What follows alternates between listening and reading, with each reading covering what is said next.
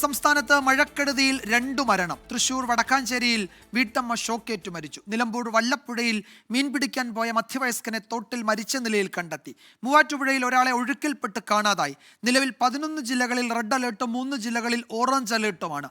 അടുത്ത 3 മണിക്കൂറിൽ തിരുവനന്തപുരം, കൊല്ലം ജില്ലകളിൽ 60 കിലോമീറ്റർ വരെ വേഗത്തിൽ കാറ്റ് വീശുമെന്ന് കേന്ദ്ര കാലാവസ്ഥാ വകുപ്പ് അറിയിച്ചു. തിരുവനന്തപുരം കണ്ടലയിൽ വൻമരം കടപുഴകി റോഡിലേക്ക് വീണു. വാഹനങ്ങളില്ലാതിരുന്ന സമയത്തായിരുന്നു അപകടം. വൈദ്യുത ലൈനുകൾ പൂർണ്ണമായും തകർന്നു. ദൃശ്യങ്ങളിലേക്ക് ആദ്യം.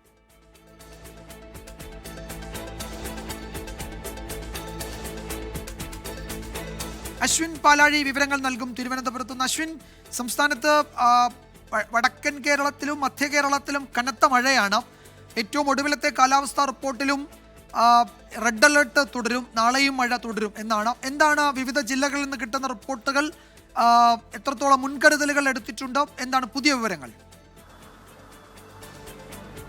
വിജയകുമാർ, അതിശക്തമായ മഴ വരും ദിവസങ്ങളിൽ തുടരുമെന്നുള്ള മുന്നറിയിപ്പ് വരുന്നതിന് പിന്നാലെയാണ് പലയിടങ്ങളിലും ഈ വലിയ നാശനഷ്ടങ്ങൾ റിപ്പോർട്ട് ചെയ്യുന്നത്. പലയിടങ്ങളിലും കടലാക്രമണം രൂക്ഷമാകുന്നു എന്നുള്ള റിപ്പോർട്ട് അല്പസമയം മുമ്പ് എത്തിയിട്ടുണ്ട്. അതുകൊണ്ട് തന്നെ തീരപ്രദേശത്തുള്ളവർക്ക് അതീവ ജാഗ്രതാ നിർദ്ദേശമാണ് അല്പസമയം മുമ്പ് നൽകിയിരിക്കുന്നത്.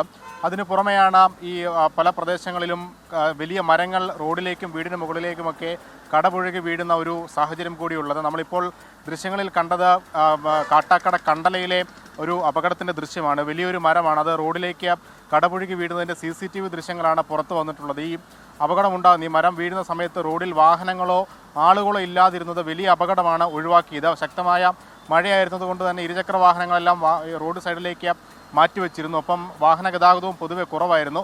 ആ മരം പൂർണ്ണമായും റോഡിലേക്ക് വീണു. വൈദ്യുത ലൈനുകൾ, വൈദ്യുതി പോസ്റ്റുകളെല്ലാം സമീപ പ്രദേശങ്ങളിലെല്ലാം തകർന്നിട്ടുണ്ട്. അതിപ്പോഴും മരം പൂർണ്ണമായും മുറിച്ചു മാറ്റാനായിട്ടില്ല റോഡിൽ നിന്ന്.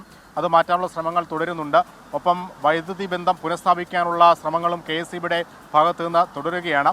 അതിനിടെയാണ് ഈ പൂത്തുറ ഭാഗങ്ങളിലെല്ലാം വലിയ രീതിയിൽ കടലാക്രമണം ഉണ്ടാകുന്നു എന്നുള്ള ഒരു വാർത്ത കൂടി വരുന്നത്. റോഡുകളിലേക്ക്, തീരദേശ റോഡുകളിലേക്ക് വൻ ശക്തിയോടെ തിരമാലകൾ അടിച്ചു കയറുന്നു എന്നുള്ള റിപ്പോർട്ടാണ് പുറത്തു വരുന്നത്. എന്തായാലും അതീവ ജാഗ്രതാ നിർദ്ദേശമാണ് നിലവിൽ എല്ലാ ജില്ലകളിലും നൽകിയിട്ടുള്ളത്. വൈകുന്നേരത്തോടു കൂടി മഴ ശക്തിയാകും എന്നുള്ള ഒരു അറിയിപ്പ് കൂടി വന്നിട്ടുണ്ട്. വിജയകുമാർ. യെസ്, വിവരങ്ങൾ നൽകുകയായിരുന്നു അശ്വിൻ പാലാഴി. ഇപ്പോഴിതാ കാറിന് മുകളിൽ മരം വീണൊരു അപകടം ഉണ്ടായിരിക്കുന്നു. കാഞ്ഞിരമറ്റത്താണ്.